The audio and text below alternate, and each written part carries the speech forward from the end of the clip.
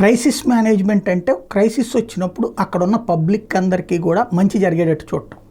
అది ప్రభుత్వం అటు పక్కన ఆతెప్పలు పడుతుంటే కొంతమంది వ్యాపారులు మాత్రం ఈ టైంలో దోచేసుకున్నారు. బయటికి మంచినీళ్ళ క్యాన్లు పుట్టుకుని వచ్చినటువంటి వాళ్ళ దగ్గర ఎక్స్ట్రా వసూలు చేశారు. లోపలికి పడవలో వెళ్ళాలంటే, పడవలో తీసుకొచ్చుకోవాలంటే తమ వాళ్ళని కొంతమంది 40,000 50,000 పెట్టి పడవని బయట నుంచి లారీతో సహా పడవ వచ్చి క్రేన్తో సహా తీసుకొచ్చి అక్కడ దించుకోవడానికి 50,000 రూపాయలు ప్యాకేజ్. తమ వాళ్ళు 4-5 తెచ్చుకోవాలంటే 50,000 రూపాయలు ఇచ్చి పడవలో తీసుకెళ్లాల్సి వచ్చింది చాలామంది.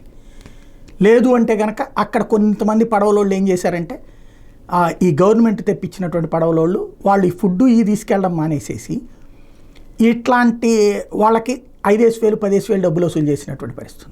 అట్లాగే ఏది కొంతమంది అయితే ఎంత ఇస్తే తీసుకెళ్తాం అని కేకలేసినటువంటి సందర్భం.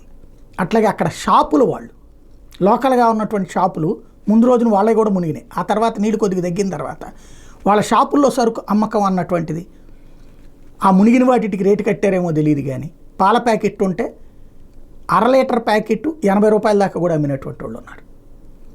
80 రూపాయల దాకా అమ్మినట్టు. లోపల వాటర్ బాటిల్స్ ఉన్నోళ్ళు ఉన్నారు. వాటర్ బాటిల్ 1/2 లీటర్ బాటిల్ 40 రూపాయల నుంచి 50 రూపాయలు అమ్మిన వాళ్ళు ఉన్నారు. కూరగాయలు భారీ రేట్లు పెట్టి అమ్మినటువంటి వాళ్ళు ఉన్నారు. కాకపోతే అది క్రైసిస్ మేనేజ్మెంట్ అనుకున్నట్టున్నారు వాళ్ళు.